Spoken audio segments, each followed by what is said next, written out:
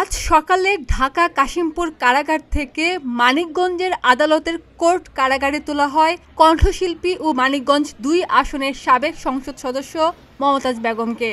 সেখানে তাকে ৬ দিনের রিমান্ড দিয়েছে।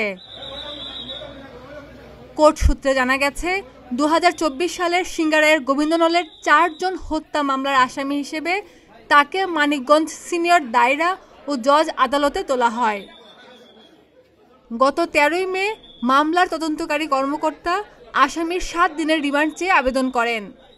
অন্যদিকে আসামির রিমান্ড বাতিল ও জামিন চেয়ে আবেদন করেন তার আইনজীবীরা। তখন শুনানি শেষে ঢাকার মেট্রোপলিটন ম্যাজিস্ট্রেট আসামির জামিন নামঞ্জুর করে ৪ দিনের রিমান্ড মঞ্জুর করেন। এবার আবার মানিকগঞ্জে আদালত তাকে ৬ দিনের রিমান্ড দিয়েছে। এর আগে ১২ মে রাত ১১:৩০টায় রাজধানীর ধানমন্ডি থেকে তাকে গ্রেফতার করা হয়। খাদিজা নিপা, প্রতিদিনের বাংলাদেশ।